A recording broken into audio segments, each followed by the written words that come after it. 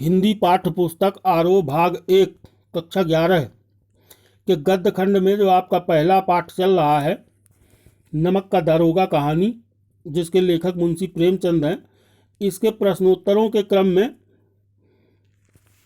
अगला प्रश्न है समझाइए तो जरा के अंतर्गत पहला कि नौकरी में ओहदे की ओर ध्यान मत देना, यह तो पीर का मजार है, निगाह चढ़ावे और चादर पर रखनी चाहिए, इसका क्या मतलब है।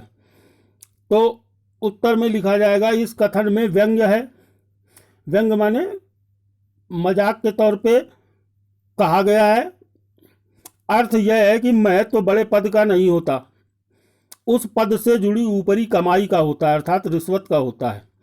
अतः सांसारिक रूप से चालाक, स्वार्थी और समझदार लोग ऊपरी वाली नौकरी करना पसंद करते हैं, जिससे उन्हें धन की प्राप्ति अधिक होती है, भले ही इसके लिए उन्हें अपनी ईमानदारी और निष्ठा को गंवाना पड़ता है।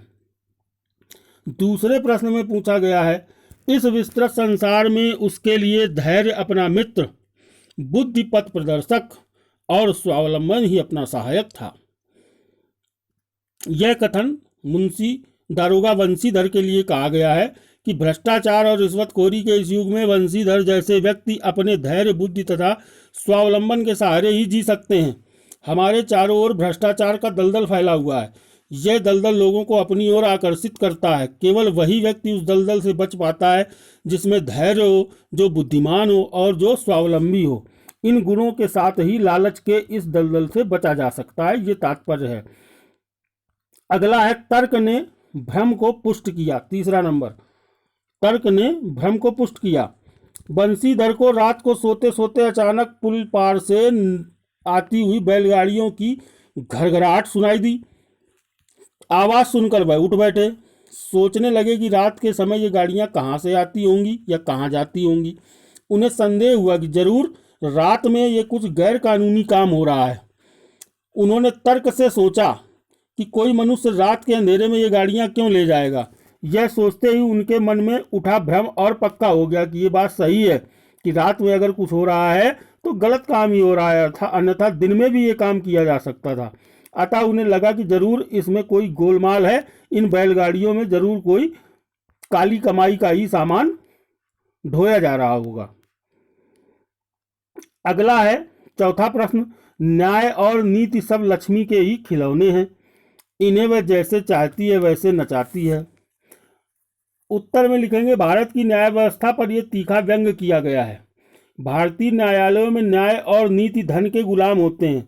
धन के बल पर इन्हें कैसे भी प्रभावित किया जा सकता है। धन के बल पर ही सत्य पुरुष को बेईमान और भ्रष्ट आदमी को सज्जन सिद्ध किया जा सकता है, जैसा कि इस कहानी में हुआ कि पंडित अलोपी दीन गलत होते हुए भी ईमानदार सिद्ध हो गए और दारोगा बंसीधर सत्य पुरुष होते हुए, ईमानदार आदमी होते हुए भी उसको बेईमान और अनाड़ी सिद्ध कर दिया गया।